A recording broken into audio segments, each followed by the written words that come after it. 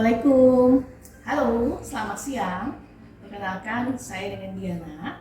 Saat ini saya adalah dosen dari Fakultas Ekonomi dan Bisnis Universitas Muhammadiyah Jakarta dengan konsentrasi manajemen sumber daya manusia.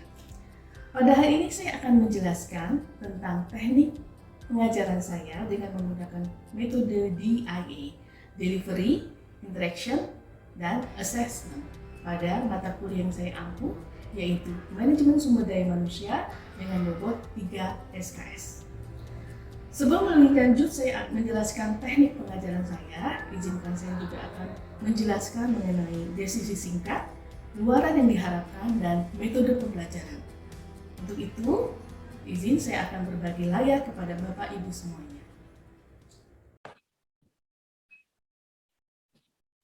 Baik Bapak Ibu dan teman-teman mahasiswa semua, pada kesempatan ini saya akan memberikan mata kuliah terkait manajemen sumber daya manusia lanjutan dan pada pertemuan kedua dengan topik audit manajemen sumber daya manusia. Metode yang akan digunakan dalam pembelajaran ini yaitu metode DIA, Delivery, Interaction, dan Assessment.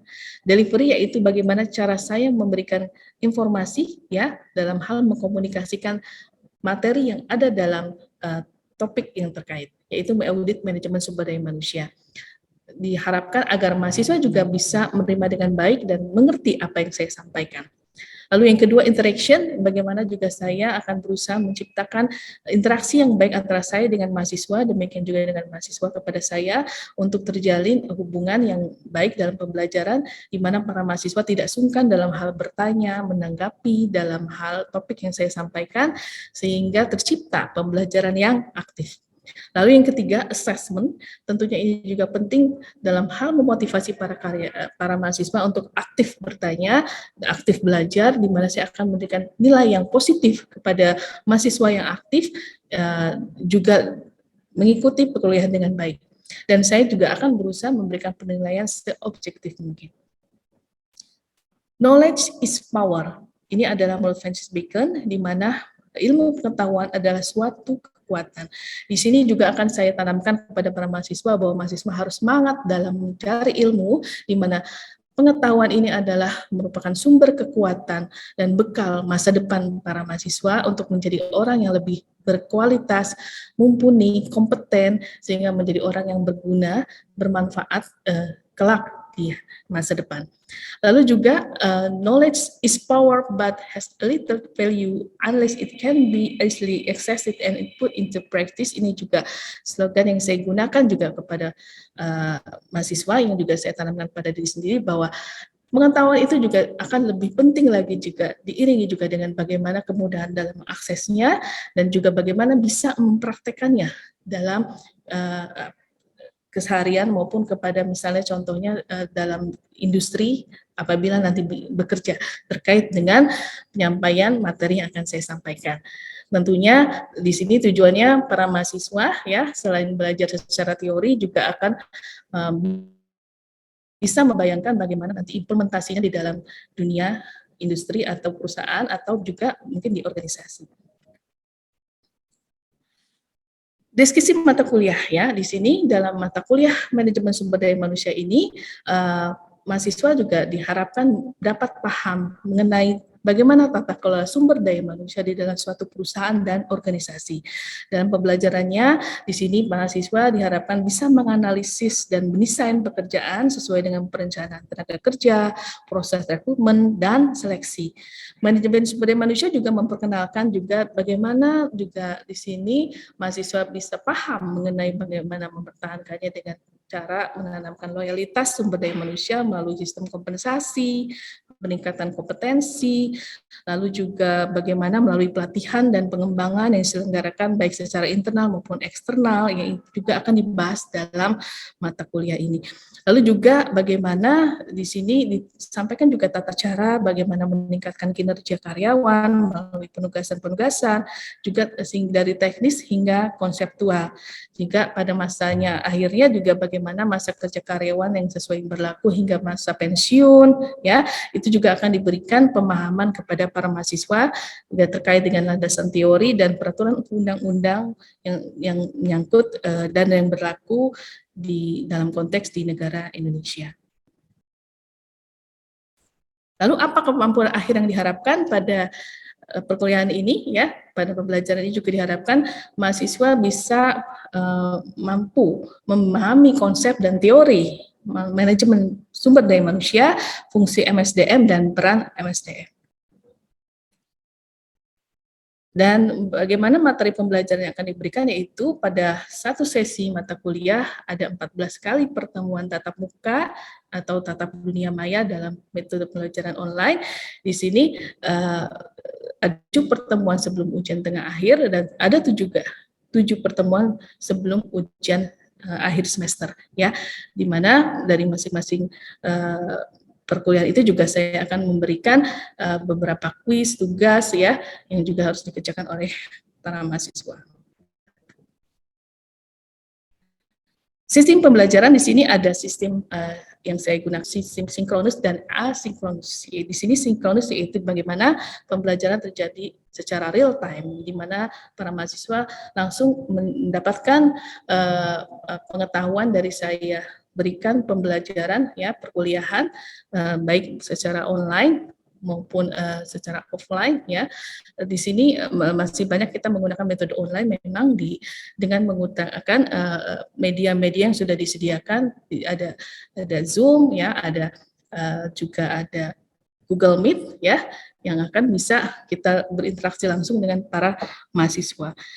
Ini adalah contoh bagaimana saya melakukan metode pembelajaran secara sinkronus, di mana saya lebih sering menggunakan media Zoom, ya. Zoom itu juga nanti akan disinkronkan dengan sistem ikhlas kami di Universitas Muhammadiyah Jakarta. Lalu selanjutnya sistem pembelajaran asinkronus, yaitu di mana dalam pembelajaran ini, ya, diberikan juga tugas-tugas yang ada di dalam sistem ikhlas tadi, ya, di dalam sistem e-learning kami, yaitu tugas-tugas yang sifatnya nggak real time, ya. Kalau tadi sinkronus itu in real time, tapi asinkronus itu tidak real time, tapi kita memberikan durasi waktu untuk para mahasiswa untuk bisa mengerjakan, ya, dengan tetap ada deadline waktu untuk melatih kedisiplinan para mahasiswa. Lalu juga ada juga tugas yang bisa disampaikan juga terkadang melalui email dalam hal misalnya mencari studi kasus contoh di beberapa perusahaan, di mana juga saya kadang memberikan tugas kepada mahasiswa untuk bisa bagaimana melihat realita dari teori yang sudah diajarkan di dalam perkuliahan, di dalam prakteknya di dalam perusahaan atau industri, ya. Lalu juga ada diskusi, ya, di sini ada forum diskusi, fokus group discussion, di mana para mahasiswa juga saya bentuk dulu kelompok-kelompok untuk bisa mereka masing-masing juga akhirnya membuat suatu diskusi terkait topik yang sudah saya tentukan juga untuk dibahas, dan juga ada contoh misalnya studi kasus untuk bagaimana kita sama-sama berdiskusi problem solving misalnya terkait ada permasalahan sebelumnya di dalam suatu perusahaan terkait manajemen sumber daya manusia. Dalam hal ini topik audit manajemen sumber daya manusia. Lalu sumber lainnya terkait asinkronus juga ada webinar-webinar atau seminar yang juga para mahasiswa juga saya himbau untuk turut hadir dalam webinar tersebut yang terkait dengan topik mata kuliah yang akan diajarkan. Selanjutnya juga beberapa cara asinkronus lainnya juga saya ada menugaskan juga untuk teman-teman membaca artikel jurnal yang terkait topik yang dipelajari. Dalam hal ini audit sumber daya manusia juga beberapa hal yang mungkin teman-teman mahasiswa juga banyak akan lebih tahu juga dengan membaca jurnal tersebut. Ini juga saya terapkan agar edukasi membiasakan mahasiswa juga membaca, ya. Jadi membaca juga bagaimana kejadian-kejadian yang terkait dituangkan dalam jurnal-jurnal tersebut. Lalu di sini ada video based training, ya, based learning juga yang akan diberikan kepada mahasiswa dalam hal melihat contoh kasus atau juga pembelajaran dalam situasi yang terkait topik misalnya tadi terkait audit manajemen sumber daya manusia. Lalu juga menggunakan sarana WhatsApp ya dalam hal tanya jawab ya, juga saya mempermudah dalam hal asinkronus ya untuk menyampaikan juga tugas tadi, juga bisa dalam hal sarana komunikasi. Ini ya, jadi metode pembelajaran yang digunakan ya, pertama tentunya saya pasti akan melakukan ceramah ya. Ceramah yaitu memberikan materi di awal terkait dengan teori ya, lalu juga bagaimana contoh-contoh terkait topik yang dibahas ya. Lalu yang kedua juga group discussion, di mana tadi juga sudah dijelaskan saya membuat bentuk kelompok kepada para mahasiswa, di mana di situ saya men-challenge para mahasiswa untuk bisa aktif ya, berperan aktif dalam diskusi tersebut. Jadi tidak hanya satu arah dari saya saja, tapi juga ada pembelajaran aktif dari para mahasiswa dengan tadi dibentuknya kelompok-kelompok group discussion. Lalu ada discovery learning di sini, bagaimana mahasiswa juga diedukasi ya, bagaimana juga dituntut untuk belajar memberikan suatu temuan-temuan atau solusi yang terkait permasalahan yang terkait topik yang terjadi yang menyangkut dalam hal ini adalah audit sumber daya manusia. Lalu self directed learning ya, tentunya pada pembelajaran online saat ini ya sangat menuntut sekali mahasiswa untuk bisa self directed learning ya, belajar mandiri. Untuk itu di awal-awal tadi juga seperti pembentukan group discussion ya, itu juga akan menuntut para mahasiswa juga untuk bisa mandiri ya, juga tugas-tugas mandiri juga saya berikan. Jadi mahasiswa terpancing untuk bisa lebih mandiri lagi mencari sumber-sumber ilmu pengetahuan dari berbagai macam media yang ada. Lalu ada collaborative learning di sini antara mahasiswa dan saya ya, saling memberikan feedback ya. Jadi mungkin juga mahasiswa ada beberapa sumber yang didapat yang untuk dibahas. Jadi kita saling berkolaborasi, bekerja sama dalam pembelajaran untuk menyangkut mata kuliah yang terkait. Lalu contextual interaction ya, di sini juga terkait konteks yang akan dibahas ya. Jadi untuk fokus membahas permasalahan yang terjadi, yang biasa terjadi terkait topik yang akan dibahas. Dalam hal ini terkait misalnya contoh audit manajemen sumber daya manusia, apa saja yang terjadi di kasusnya misal di suatu industri atau perusahaan yang menyangkut audit sumber daya manusia, itu kita kaji bersama, ditelaah. Kalau misalnya terkait teori misalnya sudah ada runutannya, tapi begitu implementasinya ternyata ada problem-problem yang terjadi, nah itu kita fokuskan di situ. Lalu ada project based learning ya, di sini juga saya men-challenge para mahasiswa tadi dalam group discussion, di mana juga akan ada suatu project dalam hal penyelesaian suatu problem misalnya terkait tadi ya audit manajemen sumber daya manusia. Misalnya contoh terjadi permasalahan dalam hal melakukan rekrutmen ya, penyaringan karyawan ya, bagaimana solusinya, dan itu teman-teman mahasiswa juga akan di-challenge untuk mencari jalan keluarnya yang paling efektif bagaimana. Lalu ada sharing for expert. Tadi sebelum juga dijelaskan bahwa ada media seperti webinar ya, lalu juga yang lainnya seminar, bahkan juga jika memungkinkan ada workshop yang bisa diikutkan mahasiswa untuk pengayaan dalam bentuk skill ya, itu juga akan saya sharing kepada mahasiswa. Jadi mahasiswa juga tidak hanya dari saya saja, tapi juga dari eksternal dalam praktisi langsung dalam bidang ilmu manajemen sumber daya manusia juga akan saya coba sharing kepada mahasiswa. Lalu ada cooperative learning ya, di sini tadi hampir mirip ya, jadi di mana selain kolaborasi tentunya turunannya adalah bagaimana kita bisa saling bekerja sama antar sesama mahasiswa ya, juga dengan dosennya agar tercipta pembelajaran yang kondusif. Lalu pada akhirnya juga akan ada dievaluasi ya, dites bagaimana pada model-model tadi selama perkuliahan mahasiswa ini apakah bisa mengikuti dengan baik ya, juga evaluasi dalam hal penerimaan materi yang setelah saya berikan, pembelajaran juga dari metode-metode tadi apakah memberikan feedback yang positif.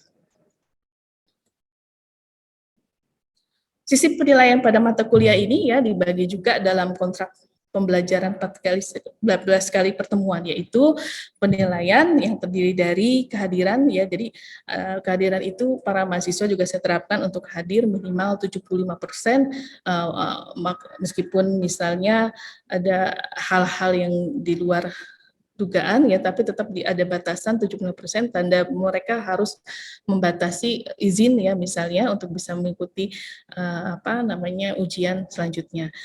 Untuk bobot penilaiannya dibagi menjadi UTS 30%, tugas diskusi 40%, dan UAS 40%.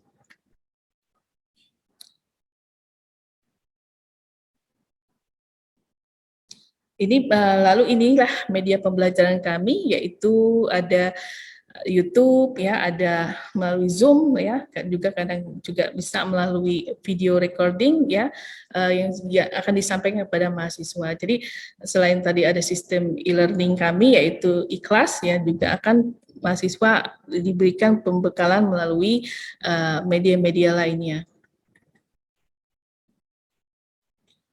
Untuk itu mari kita saksikan berikutnya terkait cuplikan real pengajaran saya. Bismillahirrahmanirrahim. Assalamualaikum warahmatullahi wabarakatuh. Waalaikumsalam warahmatullahi wabarakatuh. Baik, teman-teman mahasiswa semuanya, pada hari ini saya akan memberikan topik terkait audit manajemen sumber daya manusia. Ya, sebelumnya juga mungkin saya ingatkan kembali ya tentang bagaimana kontrak perkuliahan. Yang penting ya buat teman-teman jangan sering absen ya, 75% minimal kehadiran. Lalu juga ada bobot penilaian yang harus diperhatikan ya, ada UTS 30%, UAS 30%, lalu juga jangan abaikan tugas dan diskusi ya, itu ternyata bobotnya cukup lumayan 40%. Baik, selanjutnya sebelum saya akan menjabarkan bagaimana itu audit sumber daya manusia, saya pengen tahu dulu nih pandangan teman-teman semua terkait audit manajemen sumber daya manusia ya. Gambarannya apa sih? Ada yang udah tahu belum? Ini saya kasih gambaran nih. Ada seseorang yang memberikan teropongnya untuk melihat sekelompok, ini maksudnya apa? Ya, mungkin Ramanda bisa dijelaskan? Iya Ibu, menurut saya, yang saya tangkap ya dari audit manajemen SDM itu seperti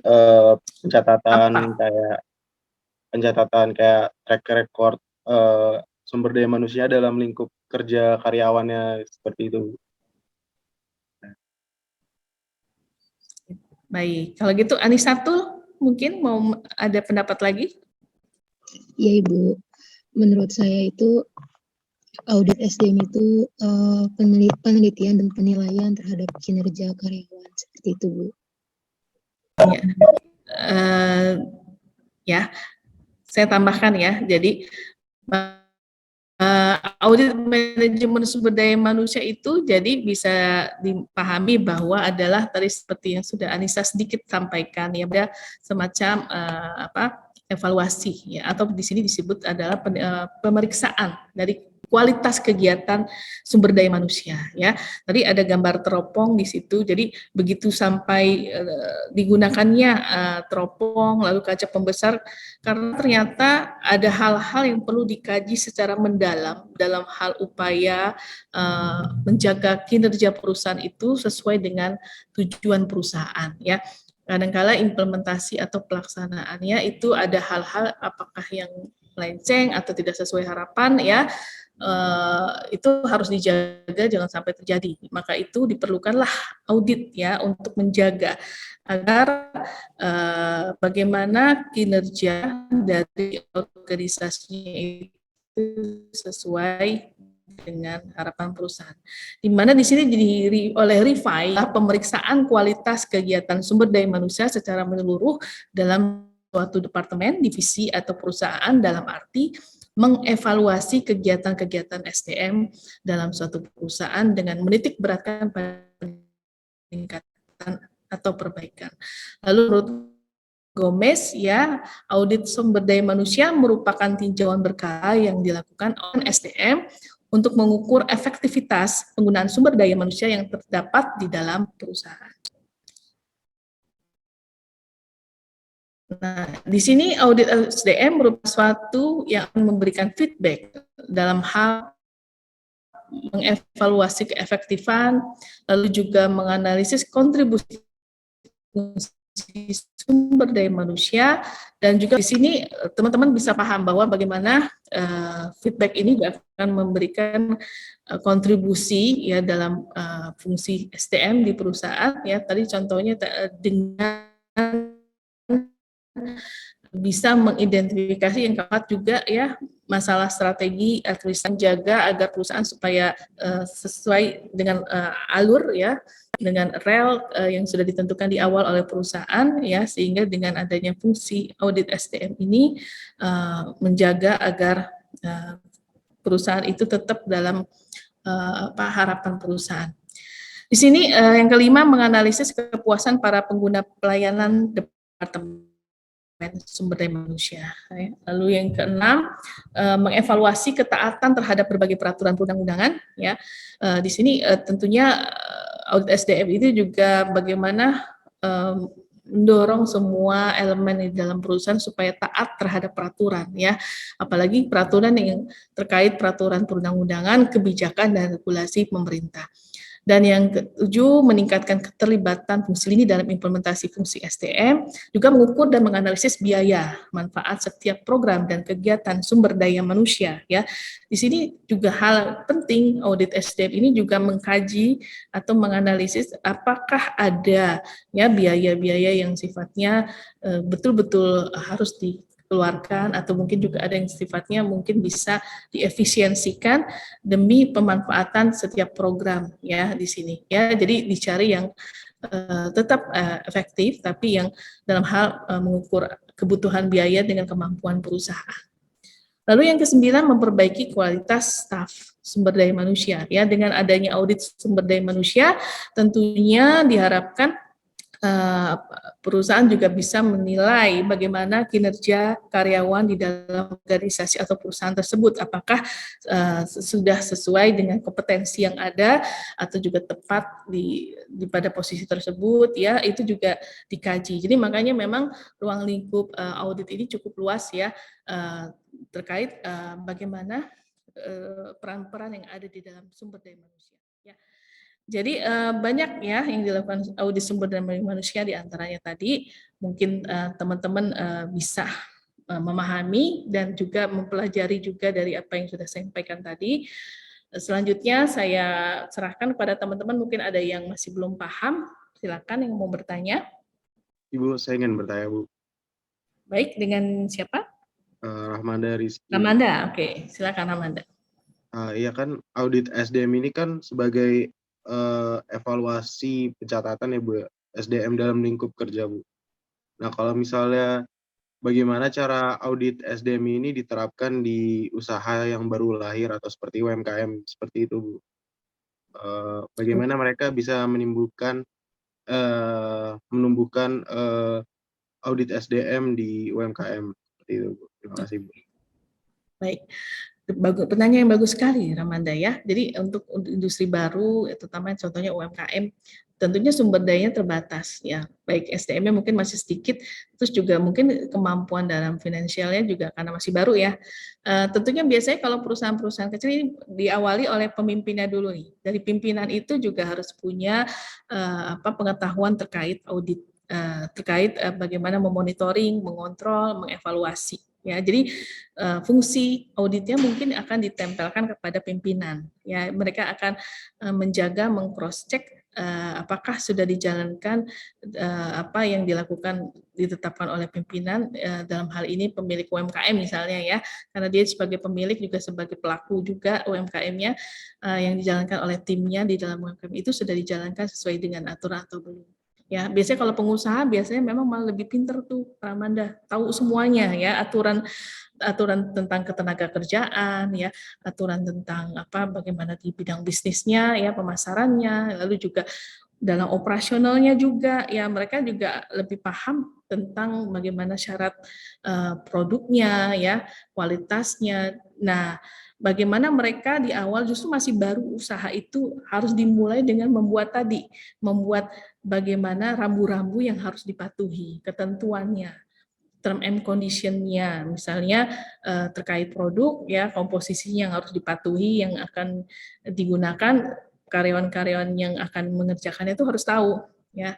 Jadi nggak perlu lagi nanti misalnya berganti karyawan lagi harus dikasih tahu lagi. Jadi lebih baik di awal sudah membuat rambu-rambunya. Jadi mana yang boleh dilakukan, mana yang tidak. Jadi memang kerja keras nih tentunya dari pemimpin yang pemilik UMKM, ya, sampai nanti perusahaannya mungkin sudah makin besar, akhirnya dia membuat bagian khusus yang untuk audit ini, ya, dalam kaitannya audit sumber daya manusia, yaitu bisa saja terjadi, ya. Biasanya memang kalau masih baru mau nggak mau dirangkap oleh pimpinan atau mungkin yang diberikan delegasi kepada pihak di dalam internal perusahaan itu yang dipercaya oleh pimpinan untuk bisa mengawasi, mengontrol terkait audit sumber daya manusia.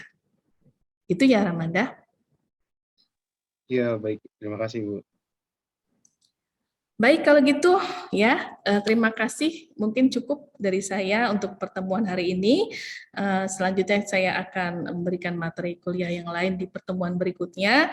Tapi jika misalnya ada pertanyaan yang ingin disampaikan, silakan bisa disampaikan melalui ikhlas sistem e-learning kita, atau juga melalui WA juga bisa disampaikan. Baik, kalau gitu kita tutup pertemuan hari ini dengan membaca hamdalah. Alhamdulillah. Terima kasih semuanya, semoga bermanfaat. Wassalamualaikum warahmatullahi wabarakatuh. Waalaikumsalam warahmatullahi wabarakatuh. Waalaikumsalam warahmatullahi wabarakatuh. Makasih, Bu. Terima kasih ya.